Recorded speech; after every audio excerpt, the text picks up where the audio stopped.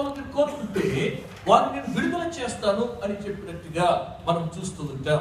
పిల్లరా, యేసయ్య పస్కాను ఆచరించిన తర్వాత ఆయన గెత్సేమనే వనానికి వెళ్తారు. ఆ గెత్సేమనే వనానికి వెళ్ళి అక్కడ ఆయన తన శిష్యులతో పాటు ప్రార్థన చేస్తూ ఉంటారు.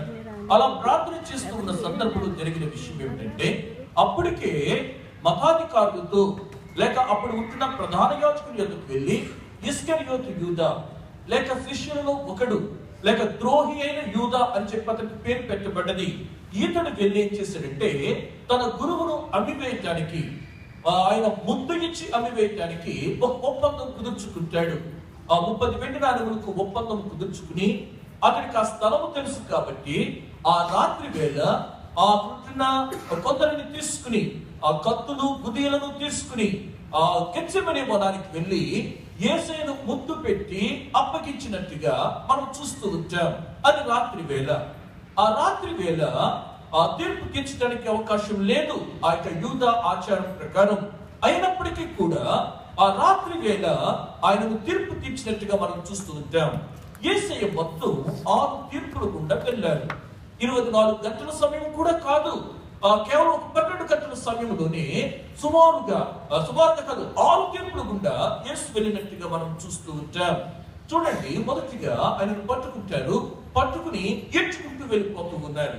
ఇక బ్రతుకున్న వ్యక్తే, చనిపోయిన వ్యక్తిని కాదు. పట్టుకుని ఆయనను ఏడ్చుకుంటూ ఎక్కడికి వెళ్ళారంటే అన్న అనే వ్యక్తి దగ్గరికి తీసుకువెళ్తారు. ఈ అన్న ఎవరంటే ప్రధాన యాజకుడు కాదు, మాజీ ప్రధాన యాజకుడు. అంటే అంతకుముందు ప్రధాన యాజకుడిగా చేశాడు, ప్రస్తుతము ప్రధాన యాజకుడికి మావ అవుతాడు వరుసకి. ఒక మాటలో చెప్పాలంటే కైప అన్న చేతి ఒక కీలుబొమ్మ లాంటి వాడు. ఆ కైపను అడ్డు పెట్టుకుని అన్ని పనులు కూడా ఎవరు చేస్తుండేవారంటే అన్న అనే వ్యక్తి చేస్తూ ఉండేవాడు. మొదటిగా ఎక్కడికి తీసుకువచ్చారంటే అన్న యొక్కకు తీసుకువస్తారు. అన్న యొక్కకు తీసుకువచ్చిన తర్వాత మొదటి తీర్పు. రెండవ తీర్పు ఆయన ఏం చేస్తాడంటే ప్రస్తుతము ప్రధాన యాజకుడైన కైప యొక్కకు పంపిస్తాడు. ఈ కైప యొక్కకు పంపించిన తర్వాత ఆ రాత్రి తీర్పు తీర్చడానికి అవకాశం లేదు. అయినప్పటికీ కూడా కైప తీర్పు తీర్చడానికి ప్రయత్నం చేస్తాడు. ఆ మూడవదిగా ఇక తెల్లవారిపోతూ ఉంటుంది. ఆ తెల్లవారు సమయానికి వచ్చినప్పటికీ ఏం చేశారంటే ప్రధాన యాజకులు మహాసభను సమకూర్చారు. సన్హెడ్రిన్ సభను సమకూర్చి ఆ మూడవ తీర్పు తీర్చారు. అక్కడితో తీర్పు అయిపోవాలి. ఎందుకంటే వారు అనుకున్నది ఏంటంటే యేసయ్యను చంపాలి. అది వారి యొక్క పూర్తి వారు అనుకుంటున్న విషయం. అయితే యూదుల యొక్క అప్పుడున్న రోమా అధికారుల యొక్క పద్ధతి ప్రకారం యూదులకు మరణ శిక్ష వేసే అధికారము మతాధికారులకు లేదు. కాబట్టి ఏం చేశారంటే యేసుని చంపాలి, అయితే అధికారం మనకి లేదు కాబట్టి ఏం చేద్దామంటే ఈయన మీద ఒక నేరారోపణ చేసి ఆ దోషము అనేది వీరి మీద మోపి మనం ఏం చేద్దామంటే అధికారులకు అప్పగిందాము అని చెప్పి ఏం చేశారంటే పొంతు పిలాతు యొద్దకు తీసుకువెళ్ళారు. అంటే ఒకటి అన్న, 2 కయప, 3వది ప్రధాన యాజకుల యొక్క సభ, 3, 4వది పిలాతు యొద్దకు తీసుకువెళ్తారు. పిలాతు యొద్దకు వచ్చిన తర్వాత పిలాతు తీర్పు తీర్చడానికి ప్రయత్నం చేస్తూ ఉన్న సందర్భంలో ఒక విషయం బయటపడింది. ఏమిటంటే యేసు గలిలయుడు, గలిలయ ప్రాంతానికి చెందినవాడు అన్న విషయము పొంతు పిలాతు అర్థం చేసుకుని ఏం చేశాడంటే యేసు గలిలయుడు కాబట్టి నేను జోక్యం చేసుకోను, ఇది నా పరిధిలోనికి రాదు. కాబట్టి హేరోదు ఇక్కడే ఉన్నాడు కాబట్టి ఈ పండుగ సమయంలో అతను కూడా ఇక్కడికి వచ్చాడు కాబట్టి హేరోదు దగ్గరికి తీర్పు నిమిత్తం పంపిస్తాడు. అంటే 5వ తీర్పు హేరోదు దగ్గర జరిగింది. హేరోదు కూడా యేసు మౌనంగా ఉండటం బట్టి ఏమి చేయకుండా ఏమి లేదు, పిలాతు యొద్దకు తీసుకువెళ్ళండి అని పంపించేశారు. పిలాతు ఏదో విధముగా యేసును శిలువ మరణానికి అప్పగించుకున్నట్టు కొన్ని ప్రయత్నాలు చేసుకున్న సందర్భం ఇది. ఏమిటంటే అధిక ఆచారము, అలవాటు, అధికారం ఒకటి ఉంది. ఏంటంటే పండుగ సమయంలో ఎవరైనా ఒక ఖైదీని విడిపించడం అతనికి వాడుక. మనం కూడా చూస్తూ ఉంటాం కదా, ఈ ఆగస్టు 15కు కానీ లేకపోతే రిపబ్లిక్ డే సందర్భంగా కానీ కొంత ఖైదీలని విడుదల చేస్తూ ఉంటారు. అలాగే ఇతనేమన్నాడంటే నాకు అధికారం ఉంది కాబట్టి నేను విడుదల చేయాలనుకుంటున్నాను అని చెప్పి ఆ ప్రజలందరితో ఒక మాట మాట్లాడతాడు. ఇదేమనుకున్నాడంటే ఇతను తప్పనిసరిగా యేసుని విడుదల చేయండి అని అంటారేమో అనుకుని ఏమనంటే ఇక్కడ చూడండి, ఆ అధిపతి ఆ 6వ తీర్పు. ఇక యేసయ్య సిలువకు వెళ్ళిపోతున్న సందర్భంలో చివరిగా జరుగుతున్న ఒక విషయం ఏమిటంటే, ఆ అధిపతి ఈ ఇద్దరిలో అంటే బరబ్బ, యేసు, ఈ ఇరువుల్లో ఎవరు మీకు కావాలో కోరుకోండి అంటున్నాడు. అతను మనసులో ఇలాగ అనుకున్నాడు, తప్పనిసరిగా ఒక యేసే కావాలి అని అంటాడు అని అనుకున్నాడు.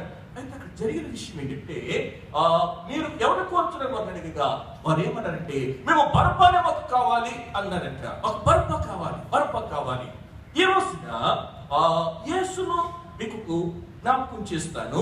అదే సందర్భంలో బరబ్బ విషయం కూడా మీకు తెలియజేస్తాను.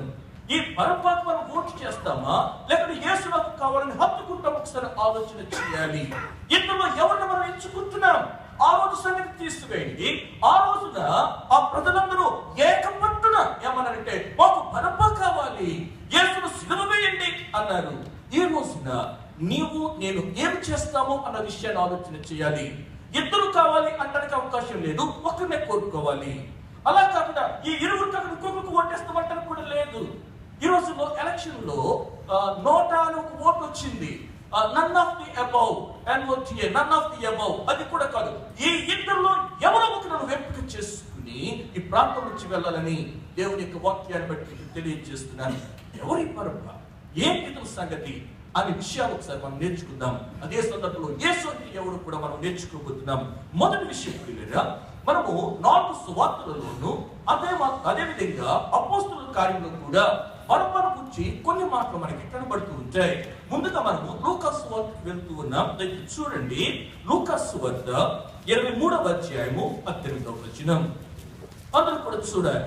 లూకా సువార్త అండి 23వ అధ్యాయము 19వ వచనం కనుక మనం చూస్తే అక్కడ ఏమని వ్రాయబడుతుందంటే, లూకా సువార్త 23వ అధ్యాయము 18 ఇంట్లో చూడండి. 23 18 19 కూడా రండి ఆయన. 19 వచ్చేసాయి. 18 కాదు 19 వచ్చేసాయి. 19. వీడు పట్టణములో జరిగించిన ఒక అల్లరి నిమిత్తమును నరహత్య నిమిత్తమును చెరసాలలో వేయబడిన వాడు. బరబ్బ గురించి కొన్ని మాటలు మనం ఇక్కడ చూస్తూ ఉన్నాం. మొదటి విషయం ఏంటంటే, బరబ్బ ఎవరు అని అంటే గనక బరబ్బను గురించి 2 విషయాల్లో మనం చూస్తూ ఉన్నాం. అంటే ఎందుకు చెరసాలలో వేశారు, బరబ్బ ఏం చేశాడండి అని అంటే, మొదటి విషయం వీడు పట్టణంలో జరిగించిన ఒక అల్లరి చేస్తూ ఉంటాడు. అల్లరి చేసేవాడు మాకు కావాలన్నారంట. ఆ రోజున అల్లరి చేసేవాడు మాకు కావాలి, అల్లరి చేసేవాడు మేము ఓట్ చేస్తా ఉన్నాం అన్నారు. ఇలాంటి వాడు అల్లరి చేసేవాడు. నా ప్రభు అయితే లేదా దాని గురించి ఇంకా కొన్ని విషయాలు నేర్చుకోబోతున్నాం. నా ప్రభు అయితే చూడండి, 1 కొరింథీయులకు రాసిన పత్రిక 14వ అధ్యాయం 33వ వచనం. 1 కొరింథీ 14వ అధ్యాయం 33వ వచనం. వాడేమో అల్లరి చేసేవాడు, బరబ్బ అల్లరి చేసేవాడు. యేసు గురించి మనం అల్లరి చూస్తే కనుక దేవుడు అల్లరికి కర్త కాడు. అక్కడ ప్రతి పళ్ళ చూడండి, సమాధానానికి కర్త కానీ అల్లరికి కర్త కాడు. అల్లరికి కర్త కాడు, అది పూర్తిగా వెర్స్ రాలేదు. మనం చూస్తుంటే కనుక యేసయ్య అల్లరికి కర్త కాడు, ఆయన సమాధానానికి కర్త. ఇరువుని కూడా నిలవబెట్టి అడుగుతా ఉన్నారు. వీడు అల్లరి చేసేవాడు, ఈయన సమాధానం ఇచ్చేవాడు. వీడు అల్లరికి కర్త, ఈయన అల్లరికి కర్త కాడు. ఇందులో మీకు ఎవరు కావాలి అంటే, వాళ్ళు ఎవరు కోట్ చేశారంటే అల్లరికి మాకు కావాలి అన్నారట. ఈరోజు మీ జీవితంలో ఒకసారి ఆలోచన చేయాలి. బరబ్బ గురించి కొన్ని మాటలు జ్ఞాపకం చేస్తాను. మొదటి విషయం అల్లరి. దేవుని యొక్క వాక్యం నుంచి కొన్ని మాటలు మనం చూసి ఏంటి అల్లరి అంటే, రోమీయులకు రాసిన పత్రిక 13వ అధ్యాయం 13వ వచనం. రోమీయులకు రాసిన పత్రిక 13వ అధ్యాయం 13వ వచనం. అల్లరి చీకటి కార్యం. అల్లరి అనేది చీకటి కార్యం. 13 అల్లరితో కూడిన ఆటపాటలైనను ప్రియులారా, ఆ పై వచనాలు కనుక మనం ఇంటి దగ్గర చదువుతుంటే అవి చీకటి కార్యములు, రహస్యములు జరిగే కార్యాలు. వీటిని వాడు ప్రేరేపిస్తూ ఉంటాడు. మన జీవితంలో ఒకసారి ఆలోచన చేద్దాం. మన జీవితంలో ఎప్పటికీ కూడా అల్లరికి కర్త అయిన వాడి వైపు మనం ఉండటానికి వీల్లేదు. అల్లరితో కూడిన ఆటపాటలు కొన్ని జ్ఞాపకం చేస్తాను. ఒకటి సినిమాలు అయి ఉండొచ్చు, సినిమాలు జూదం అయి ఉండొచ్చు, జల్లికట్టను చూస్తూ ఉన్నారు, పశువులను బెదిరించడం కావచ్చు, లేకపోతే అనేకమైన విషయాలు మనం రోజు చూస్తున్న విషయాలు. వీటిలో దేనిలో కూడా మనం పాలు పంపు పొందడానికి వీల్లేదు. నీవు కనుక అల్లరితో కూడా ఆటపాటు వైపు చూచావంటే ఆ రోజు నువ్వు ఎవరికి ఓట్ చేసినట్టంటే బరబ్బకు నువ్వు ఓట్ చేసినట్టు. ఎవరో యూదులు ఓట్ చేసినట్టు అనొద్దు. యూదులు మాకు బరబ్బను కోరుకున్నారని అనొద్దు. అలాంటి కూడా ఆటపాటు వైపు కనుక నువ్వు వెళ్తూ ఉంటే కనుక నీ జీవితంలో నువ్వేం చేసినట్టంటే నువ్వు బరబ్బను కోరుకునేటట్టు మన జీవితంలో ఎప్పుడు కూడా బరబ్బ కోట్ చేయడానికి వెళ్ళేది. యేసు మనకు కావాలి. దేవునికి స్తోత్రం చెల్లించండి. ఆయన సమాధానములకు కర్త ఆయన అల్లరికి కర్త కాడు. ఎందుకు నువ్వు యేసును అంగీకరిస్తున్నావంటే మనం చెప్పాలి, నాకు సమాధానకర్త నాకు కావాలి, అల్లరికి కర్త నాకు వద్దు అని మనం చెప్పగలగాలి. దేవునికి స్తోత్రం చెల్లించండి. చీకటి కార్యాలు మన జీవితంలో ఉండటానికి వీలేదు, రహస్య కార్యాలు మన జీవితంలో ఉండటానికి వీలులేదు అని చెప్పి మీకు తెలియజేస్తూ ఉన్నాను. ఆ రోమిలకు రాసిన పత్రిక 13వ అధ్యాయానికి మనం చదువుతే ప్రియులారా, మనం వెలుగు సంపదలుగా ఉండాలని దేవుని యొక్క వాక్యాన్ని బట్టి మీకు తెలియజేస్తూ ఉన్నాను. మొదటి విషయం, అల్లరికి కర్త అన్న సందర్భంలో మనం చూస్తున్నది ఏంటంటే, ఒకటి ఇది చీకటి కార్యం. గలతీయులకు రాసిన పత్రిక 5వ అధ్యాయం 21వ వచనం ప్రకారం, గలతీయులకు రాసిన పత్రిక 5వ అధ్యాయం 21వ వచనం 5:21 ఎవరు రాయబడుతుందంటే, వేదములు, విమతములు, అసూయలు, మద్దతులు, అల్లరితో కూడిన ఆటపాటలు ఇవన్నీ కూడా పై వచనాలు మనం చూస్తే శరీర కార్యాలు. శరీరానుసారంగా మనం జీవించడానికి వీల్లేదు. ఈ లోకంలో మనం జీవిస్తున్నప్పుడు ఆత్మానుసారంగా మనం జీవించాలి. అల్లరితో కూడిన ఆటపాటలు మనం దూరంగా ఉండాలి. మన కనుక రోమిలకు రాసిన పత్రికలో చూస్తే ప్రియులారా, మత్తయినను అనే మాట మనకి కనబడుతూ ఉంటుంది.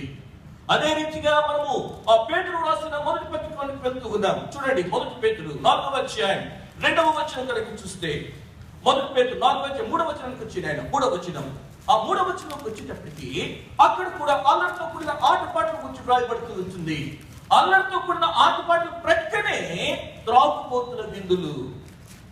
మనం రోమీయులకు రాసిన పత్రిక 13వ అధ్యాయం 13వ వచనం చూసినప్పుడు అల్లరితో కూడిన ఆటపాటల ప్రక్కనే ఏమని రాయబడి ఉంటుందంటే మత్తు అనే ఒక మాట రాయబడుతుంది. అల్లరితో కూడా ఆటపాటలకు ఏముంటుందంటే త్రాగుబోతుతనం ఉంటుంది. ఇది నీ జీవితాన్ని పాడు చేస్తుంది. మన జీవితంలో ఉండడానికి వీల్లేదు. అది మన యొక్క శరీరాన్ని పాడు చేస్తుంది, మన కుటుంబాన్ని పాడు చేస్తుంది, సమాజంలో మనకి గౌరవం లేకుండా చేస్తుంది. వాడి మాటకి ఏంటంటే త్రాగుబోతుడని. నువ్వు ఎంత సంపాదించినప్పటికీ కూడా సమాజంలో నీకు విలువ ఉండదు. బరబ్బ కోటు వేయద్దు. త్రాగుబోతుల విందులు, ఆ మాట మనకి చూస్తుంటే బాధ కలుగుతా ఉంది. నేను ఒకసారి ఈ మొదటిగా వచ్చిన సందర్భంలో, ఇప్పుడు 10 సంవత్సరాలు అయిపోయింది, అవుతూ ఉంది, అయిపోలేదు, అవుతూ ఉంది. ఇక్కడికి వచ్చిన తర్వాత ఒకరు చెప్పారు, మీకు ఒక విషయం తెలుసా? ఏంటన్నా మీరు గల్ఫ్ లో ఉన్నారా? కరెక్టే అన్న. ఇక్కడ ఆడవాళ్ళు కూడా త్రాగుతారండి అన్నారు. ఆశ్చర్యం వేసింది. నేను మనవాళ్ళైందా అంటే మనవాళ్ళేనండి. మన జీవితంలో ట్యాక్ చేయలేదు, మన జీవితంలో ట్యాక్ చేయలేదు. మరి ముఖ్యంగా మన తెలుగు సువార్త సంఘం ఒక ప్రత్యేకమైన పందాల ముందుకు సాగవలసిన వారు బయట ఉన్నాం. దేవునికి స్తోత్రం చెల్లించాలి.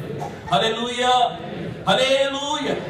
ఆ రోజుటండి పిలాతు గారు ఆ ఇరువురిని అక్కడ ఉంచి అడుగుతా ఉన్నారట, మీకు ఎవరు కావాలి? ఒకడు బరబ్బ, మరొకడు యేసు.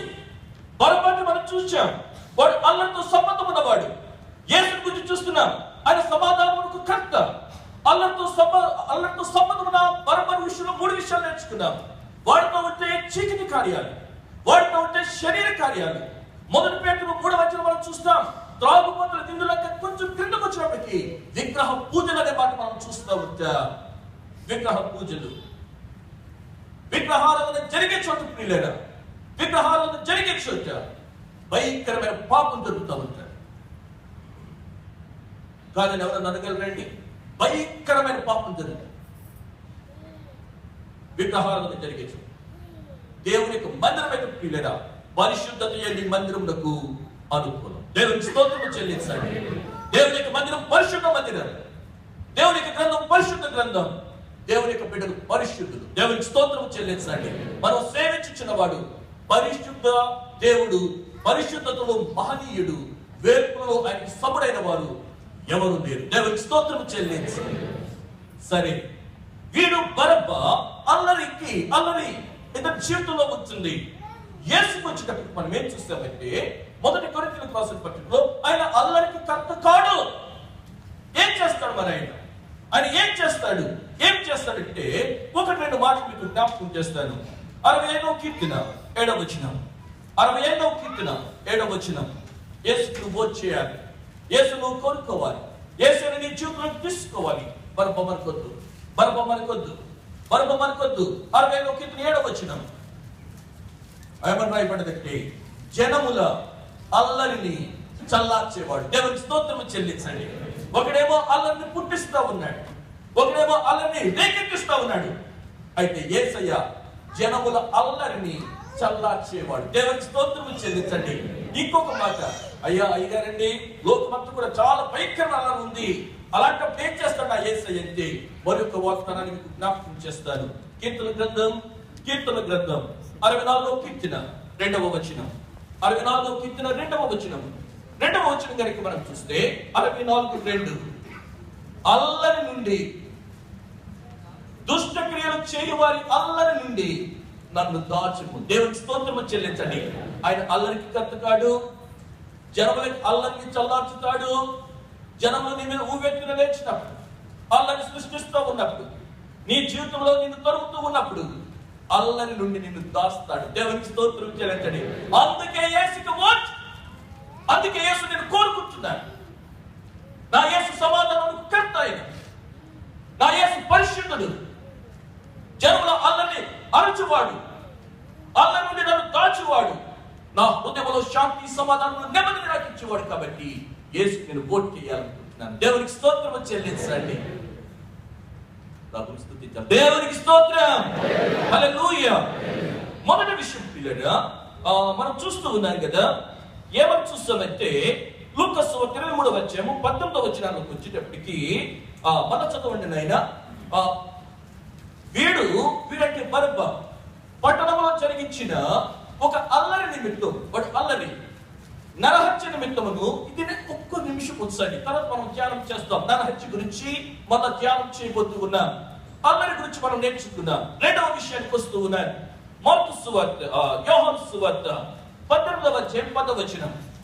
ఎవరు వీడు, ఎలాంటి వాడు, ఏం చేస్తా ఉంటాడు చూస్తాం. చూడండి, యోహాను సువార్త 18వ అధ్యాయము 40వ వచనం.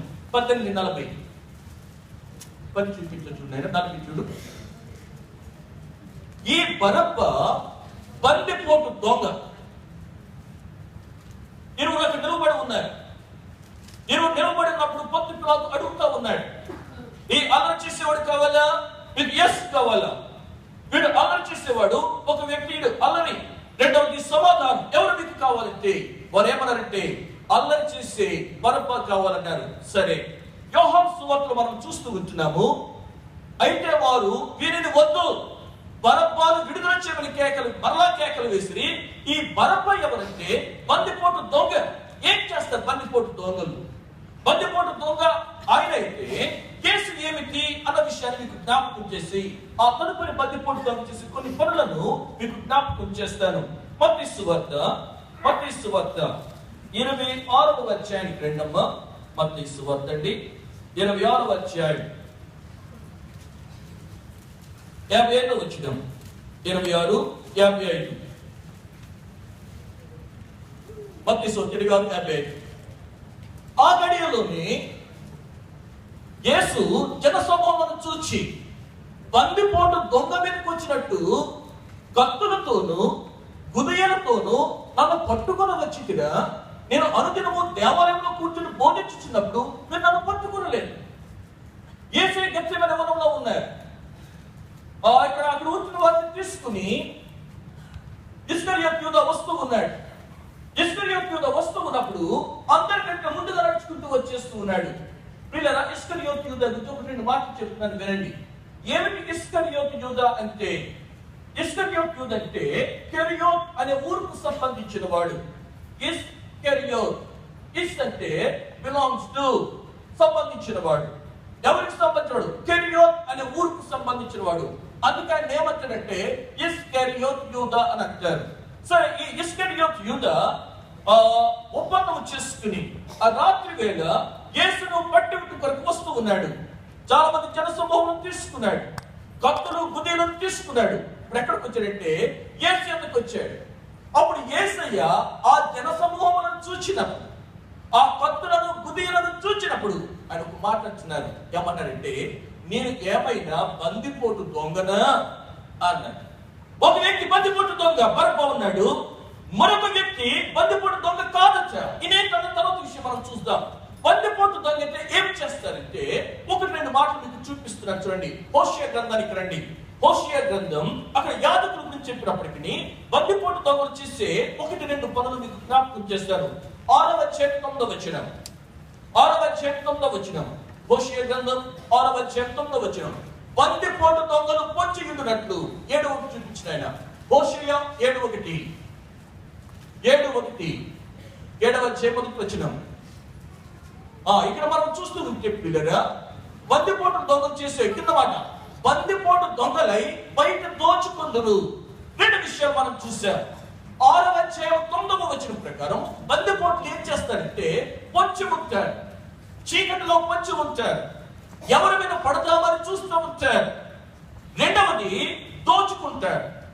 వారు చీకటిలో ఉంటారు, ప్రజల ఎదురు దోచుకుంటూ ఉంటారు. ఇది ఆ బందిపోటు దొంగలు చేసే పని. అలాంటి పనులు ఎవరు చేస్తారంటే ఈ పరపని చేస్తూ ఉన్నాడు. వీడు చీకటి వేళలో తిరుగుతూ ఉంటాడు, పొంచి ఉంటాడు, దోచుకుంటాడు. ఒకరు ఆ ప్రక్కన ఉంటే రెండవది యేసయ్య ఈ ప్రక్కన ఉంటూ ఉన్నారు. ఆ రోజు కుమార్తె ఆ జన సమూహం వస్తూ ఉన్నారు, కత్తులు గుదిలు తీసుకుని వచ్చాడు. వచ్చినప్పుడు ఆయన ఏమన్నారంటే, నన్ను బందిపోటు దొంగ అని మీరు అనుకున్నారా అని చెప్పి వెంటనే ఒక మాట అన్నారు. ఏమన్నారు ఆయన? చూడండి, మత్తయి సువార్త 26వ అధ్యాయం 55వ వచనం. 26:55. ఆ గడిలోని యేసు జనసమూహం చూచి బందిపోటు దొంగ మీదకి వచ్చినట్టు కత్తులతోనూ గుదిలతోనూ నన్ను పట్టుకొని వచ్చిరా. నేను అనుదినము దేవాలయంలోనే నేను కూర్చుని బోధిస్తా ఉన్నాను. నేను ఉదయకాలం కూడా దేవాలయంలో ఉంటున్నాను. నేను పొంచి ఉన్న వ్యక్తిని కాదు, నేను దోచుకున్న వ్యక్తిని కాదు, నేను పొంచి ఉన్న వ్యక్తిని కాదు.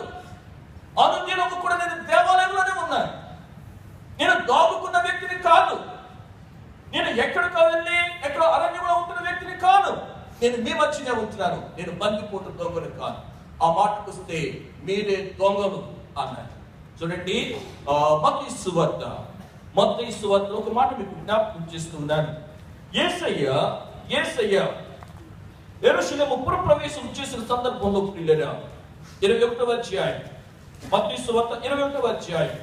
ఈ 21వ అధ్యాయంలో మనం చూస్తూ ఉంటే యేసయ్య అక్కడ ఉంటున్న వారిని చూచి 13వ వచనానికి వచ్చేటప్పటికి 21-13 వచనం వచ్చేటప్పటికి ఏమన్నారంటే, నా మందిరము ప్రార్థనా మందిరం అనబడును అని వ్రాయబడి ఉంది.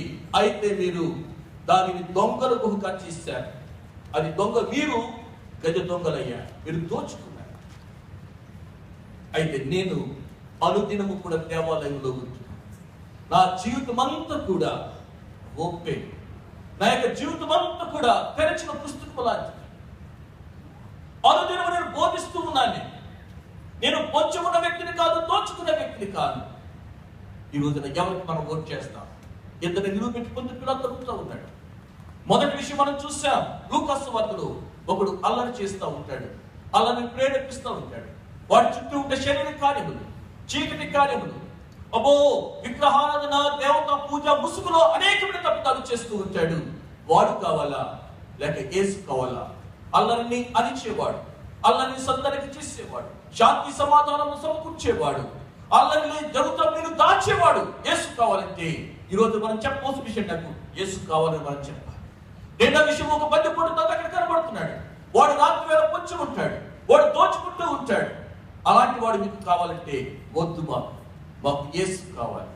అనుదినము మందిరములో ఉంటూ, అనుదినము ప్రజలకు అందుబాటులో ఉంటూ, అనుదినము ప్రజలతో మాట్లాడుతూ, నేను పిలిస్తే పలికేలా యేసు కావాలి. దేవునికి స్తోత్రం చెల్లించండి. అనుదినము నేను దేవాలయంలో ఉండి నేను బోధిస్తూ ఉన్నాను. నన్ను ఎందుకు బందిపోటు దొంగ అనుకున్నారా? రాత్రి వెళ్ళి వచ్చాను. రెండవ విషయాన్ని మనం చదువుకున్నాం, కొద్ది నిమిషాలు ధ్యానం చేస్తాం పిల్లరా. ఇక మూడవ విషయాన్ని నేను వెళ్తున్నాను. లూకా సువార్త మనం చూసింది అల్లని, యోహాను సువార్త మనం చూసింది అంటే బందిపోటు దొంగ. నాలుగవ విషయానికి వస్తూ ఉన్నాను.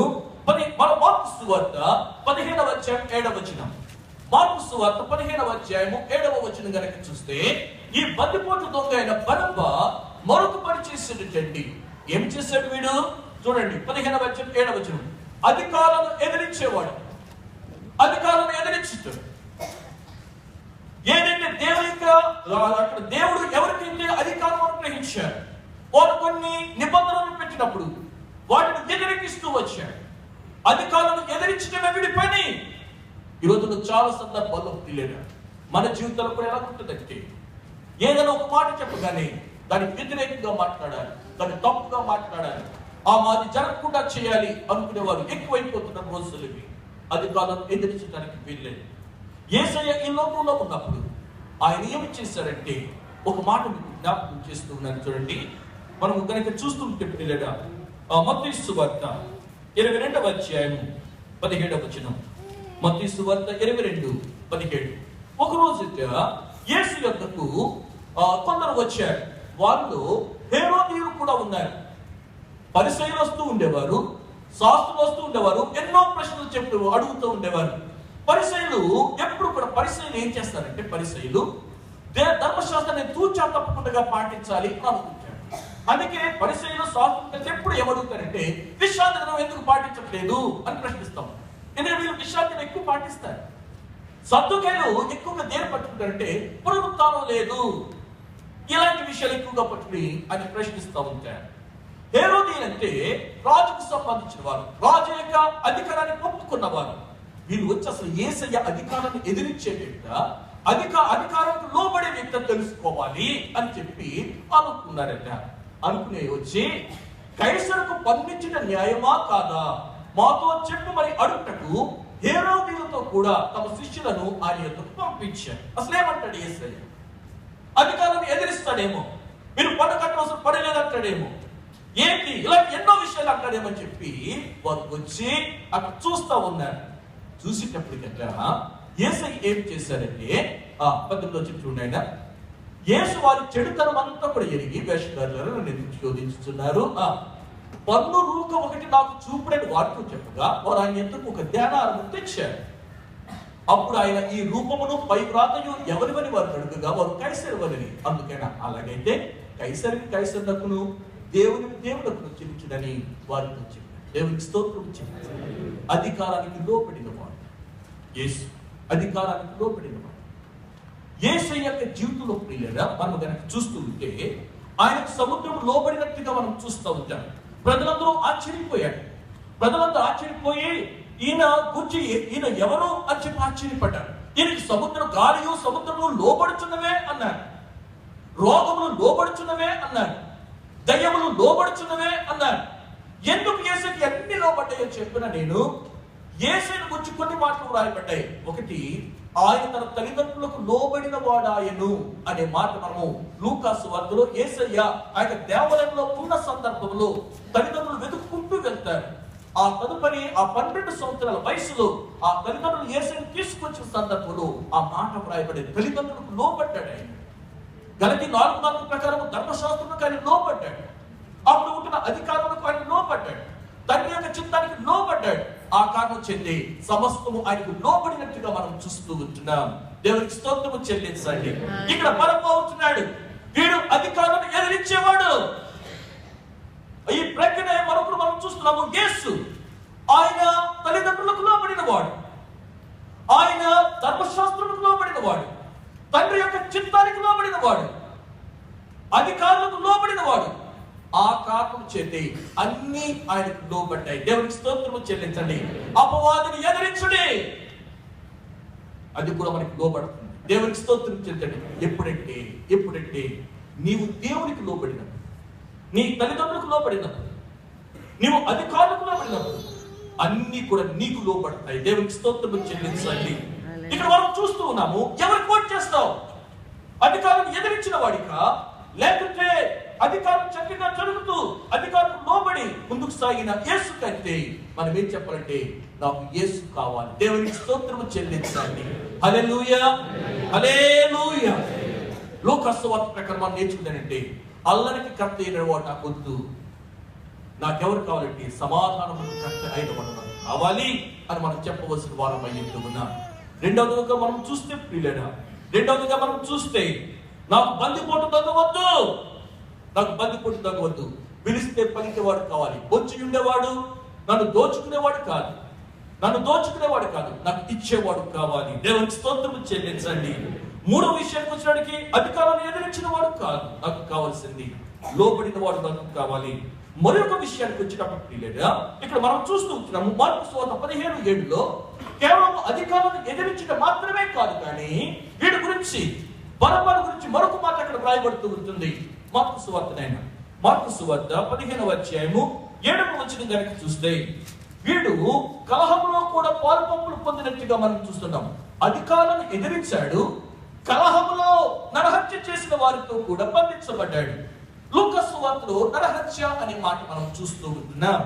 ఒకటట కలహము, నరహత్య. ఎప్పుడు కూడా గొడవలు రేపుతూ ఉంటాడు, కలహం పడుతూ ఉంటాడు, దొబ్బీకి వెళ్తూ ఉంటాడు. ప్రతి దానికి కూడా ఏదో వీడి హస్తం ఉంటేనే ఉంటుంది. అలాంటి వాడు మనకి అవసరం లేదు, అలాంటి వాడు మనకు అవసరం లేదు. చూడండి, 1-2 మాటలు మీకు జ్ఞాపకం చేస్తాను. రోమిలకు రాసిన పత్రిక 1:29 ఇంటి దగ్గర చదవండి. అక్కడ ఒక జాబితా వ్రాయబడుతుంది. ఆ జాబితా వ్రాయబడిన చోట కలహములు గురించి కూడా అక్కడ వ్రాయబడినట్టుగా మనం చూస్తూ ఉంటాం. దేవుడికి దూరం అయితే వారి యొక్క జీవితాలు ఏమవుతారంటే ప్రతి విషయంలో కలహపడుతూ ఉంటారు, ప్రతి విషయంలో కలహపడుతూ ఉంటారు. అయితే మన జీవితంలో ప్రియులరా, మన జీవితంలో శాంతి, సమాధానములు, నెమ్మది మన జీవితాలలో ఉండాలని చెప్పి దేవుని యొక్క వాక్యాన్ని బట్టి మీకు తెలియజేస్తూ ఉన్నాను. దేవునికి స్తోత్రం. హల్లెలూయా, హల్లెలూయా. మనం కనుక చూస్తే వాడు కలహపడుతూ ఉండేవాడట. యేసుకి వచ్చినప్పటికీ ఆయన సమాధానకర్త. దేవునికి స్తోత్రము చెల్లించాలి. నా శాంతినే మీకు అనుగ్రహించు. దేవునికి స్తోత్రము చెల్లించాలి.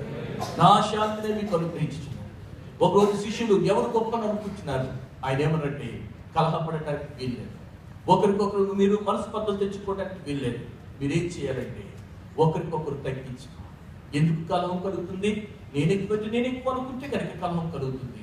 ఒకరికొకరు గౌరవించుకుంటే, ఒకరికి నాకంటే ఒకరు గనులు అని చెప్పి మనం ఎంచుకుంటే ప్రియుడా, అవి మన జీవితంలో కలహం రావడానికి అవకాశం ఉండదు అని మీకు తెలియజేస్తూ ఉన్నాను.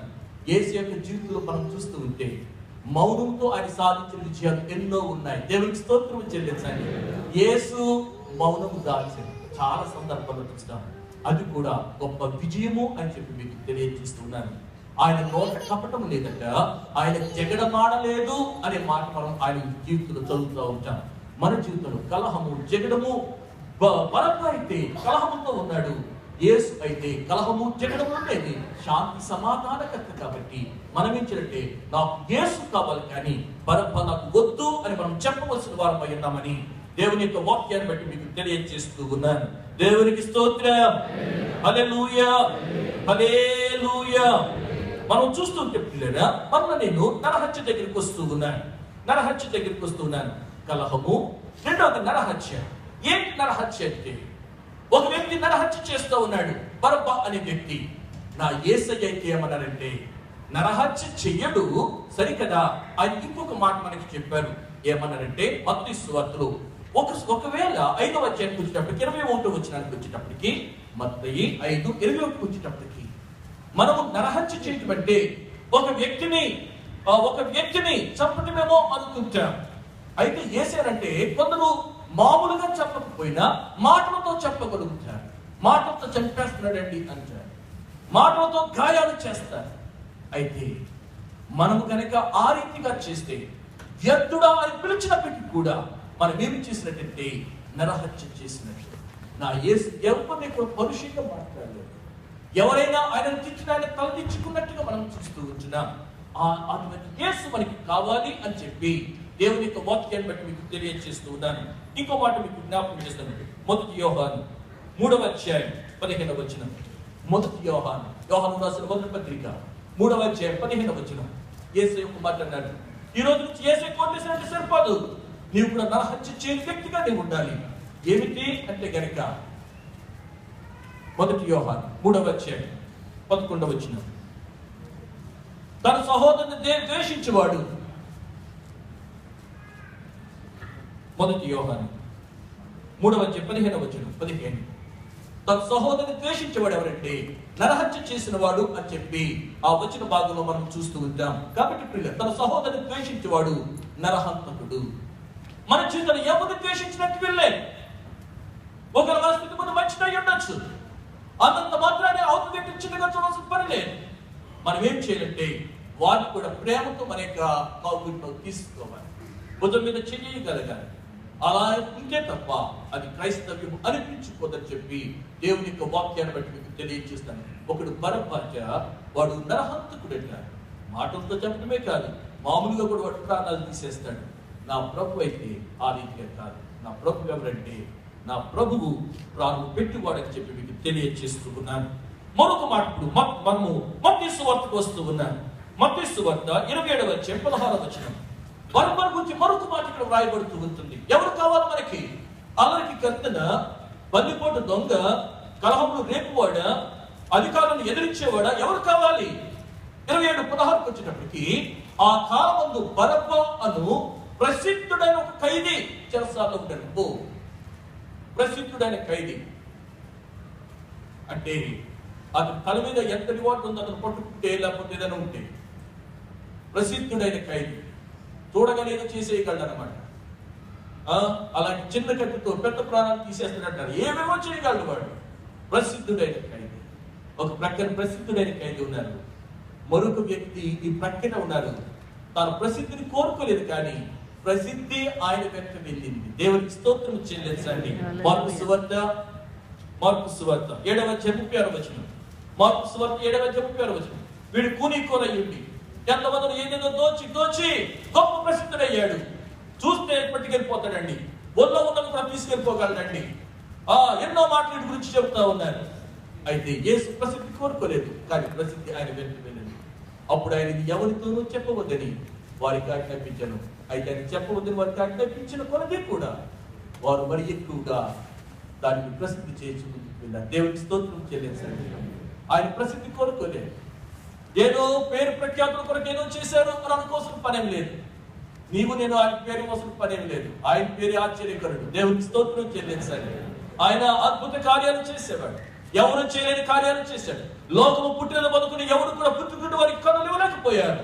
అయితే నా యేసయ్య పుట్టుకుంటూ వాడికి కన్నులు ఇచ్చాడు. దేవునికి స్తోత్రం చెల్లించండి. ఆయన చేసిన మహత్కార్యం ఎవరు చేయలేకపోయారు, కానీ ప్రసిద్ధిని కోరలేదు. కానీ ప్రసిద్ధి ఏమైనట్టే యేసు వెంట వెళ్ళింది. దేవునికి స్తోత్రం చెల్లించండి. ఒక ప్రకార ప్రసిద్ధి పొందిన ఖైదీ ఉన్నాడు. ప్రసిద్ధి కోరుకోకపోయినప్పటికీ ఆయన చేసిన కార్యాలు ఆయన గురించి చెబుతూ ఉన్నాయి. ఎవరికి ఓటు చేద్దాం? మనం యేసుకు ఓటు చేయాలి. దేవునికి స్తోత్రం చెల్లించండి. హల్లెలూయా. చివరిగా అపోస్తల కార్యములు మనం కనుక చూస్తే 3వ అధ్యాయం 14వ వచనంలో పేతురు గారు మాట్లాడుతూ ఉన్నాడు.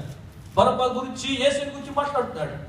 ఆ పేతురు గారు మాట్లాడుతూ బరబ్బా గురించి ఒక మాట చెప్తే యేసు గురించి 3 విషయాలు చెప్పారు. చదువునైనా, మీరు పరిశుద్ధుడును నీతిమంతుడైన వారిని నిరాకరించి నరహంతకుడైన మనుషుని మీకు అనుగ్రహింపమని అడిగితిరి, మీరు జీవాధిపతిని చంపితిరి. 3 మాటలు. ఒకటి, యేసు నీతిమంతుడు, యేసు పరిశుద్ధుడు, యేసు జీవాధిపతి. వీడు నరహంతకుడు, వీడు ప్రాణాలు తీసేవాడు. ఈయన జీవాధిపతి, ప్రాణం పోసేవాడు. ఎవరు కావాలి నీకు? ఒకడు ప్రాణం తీసేవాడు, అల్లరి. ఈయన పరిశుద్ధుడు, అధికారులను ఎదిరించేవాడు, నీతిమంతుడు. ప్రాణాలు తీసేస్తాడు, ఆయన ప్రాణాలు పోస్తాడు. ఎవరు కావాలి? పునరుత్థానమును జీవమును నేనే అని ప్రభు చెప్పాడు. ఆయన మాటలు నిత్య జీవం మాటలవి, ఒక వ్యక్తిని పోషించగలిగినవి, ఒక వ్యక్తిని శక్తినివ్వగలిగినవి, ఒక వ్యక్తి యొక్క జీవితంలో మార్పు తీసుకురాగలిగినవి. ఎవరు కావాలి నీకు? ఆ రోజున పొరపాటు చేశారట. పేతురు గారు అంటాడు, మీ ముందు నిలువ పెట్టి అడిగారు. బరబ్బా ముందున్నారు, యేసును మీ ముందు నిలువ పెట్టారు. ఎవరు కావాలని మిమ్మల్ని అడిగారు? ఒక వ్యక్తి నీతిమంతుడు, ఒక వ్యక్తి పరిశుద్ధుడు, ఒక వ్యక్తి జీవాధిపతి. మరొక ప్రక్కన మీరు చూచారు, అల్లరి చేసేవాడు, ఎదిరించేవాడు, కలహాలు రేపేవాడు, భయంకరమైన జీవితం జీవించిన వాడు, ప్రాణాలు తీసేసేవాడు. మీరేం చేశారంటే ఈ జీవాధిపతి పక్కుతున్నారు. మీరు చారిత్రకమైన తప్పు చేశారు. ఆ తప్పు మన జీవితం దొరకడానికి వీల్లేదు. ఆ తప్పు మన జీవితంలో దొరకడానికి వెళ్ళలేదు. ఇక్కడి నుంచి లేచి వెళ్తున్న సందర్భంలో ప్రభువు నీ సొంత రక్షకుడిగా అంగీకరించి ఈ ప్రాంతం నుంచి వెళ్ళాలని మనం చేస్తున్నాం. అందరూ లేచి నిలబెడదాం. వేదిక మీద రండి, తలల వంచని కంట మూసుకోరండి. ప్రార్థన చేయబోతూ ఉన్నాం. హల్లెలూయా, హల్లెలూయా. వేదిక ఫ్రెండ్స్, కలువారి గిరిలోన సిలువలో శ్రీ యేసు పలు బాధలు ఉంది, ఘోర బాధలు పొందింది. నీ కొరకు నా కొరకు, నీ కొరకు నా కొరకు యేసు నాకు కావాలని మనం కోరుకోవాలి. యేసయ్య నా కొరకు ప్రాణం పెట్టావు. ఇంతవరకు అల్లరి చిల్లరి అంటే నేను ఇష్టపడ్డాను. నేను అల్లరితో కూడా ఆట పట్లంటే నేను వెళ్ళాను. ఎవరైనా ఎదిరించాలంటే ఎంతో సంతోషించేవాడిని. నా జీవితము అటు ఇటు ఎందుకు పనికిరాని స్థితిలో నన్ను కళ్ళు మూసుకోనండి. ఇంతవరకు దేవుని వాక్యం మనం విన్నా. ఈ రోజున ఎవరిని కోరుకుంటావు? యేసుని కోరుకోవాలి. నువ్వు యేసుని కోరుకోవాలి. ఇక్కడి నుంచి వెళ్తూ ఉంటున్నప్పుడు ఒకవేళ దేవునికి ఇచ్చిన చివరి అవకాశం ఏమైంది? అతను పేతురు గారు చెప్తా ఉన్నాడు, మీకు చివరి అవకాశం దొరికింది. ఎవరిని కోరుకుంటామని అడిగినప్పుడు ప్రాణము తీసేవాడిని కోరుకున్నారు, కానీ నీతిమంతుడు, పరిశుద్ధుడు, జీవాధిపతుడు మీరు సిలువని కేకలు వేశారు. అయినప్పటికీ ఆ ప్రేమ కలిగిన దేవుడు నీవు సిలువకి ఎక్కించినప్పటికీ కూడా నిన్ను ప్రేమిస్తానని చెప్పి పేతురు గారు చెప్పినప్పుడు అనేక మంది ఆమె పాపమును ఒప్పుకునేటట్టుగా మనం చదువుతూ ఉంటాం. అందుకు కూడా కంట మూసుకునండి. యేసు వైపు చూద్దాం, యేసు వైపు చూద్దాం. హల్లెలూయా, హల్లెలూయా. ఎందుకు యేసు చనిపోయారు? నా కొరకు, నీ కొరకు. ప్రతి ఒక్కరు కూడా ఇక్కడి వెళ్తున్నప్పుడు నిజమే, ఇంతవరకు ఆ నీతిమంతుని పరిశుద్ధుడు దొరుకుతాను, కానీ ఈరోజు నాకు కావాలి.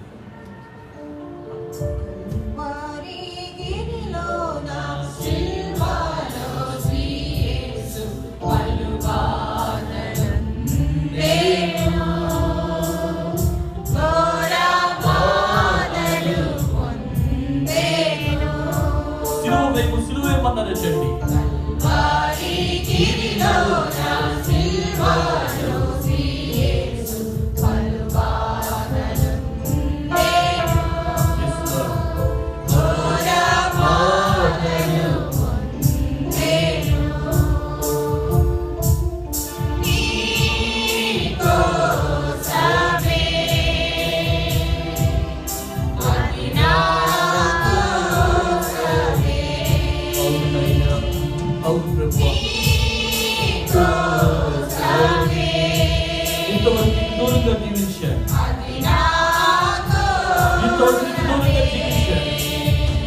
ఇప్పుడు మన దృష్టిలో వైపు చూస్తున్నాం.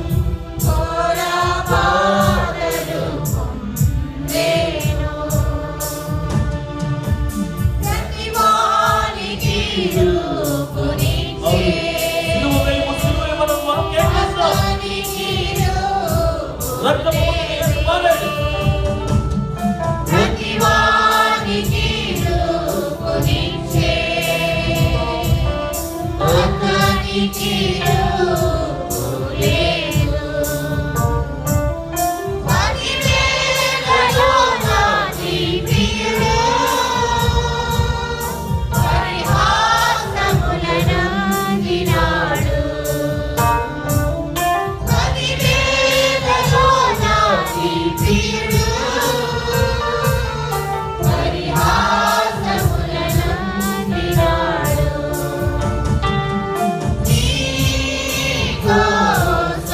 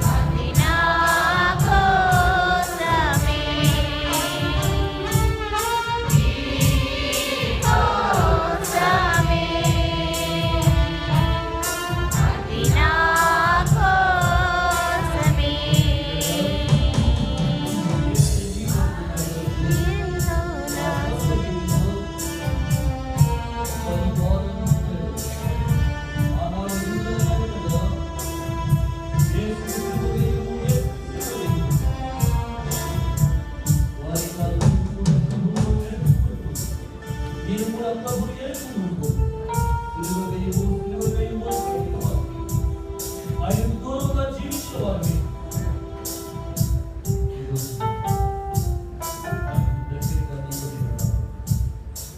యేసు నాకు కావాలి అని చెప్పి నువ్వు కోరుకోవాలి. అయ్యో స్వభావంగా సిలువ వేయడానికి ఆయన కేవలం నేనే అప్పగించాను, జీవాధిపతి నిరాకరించాను. అయితే యేసు సురక్షితంగా అంగీకరిస్తున్నాను అన్న తీర్మానంతో ప్రార్థన చేస్తున్నాం. పరిశుద్ధుడా పరమ తండ్రి మీకు వందనాలు.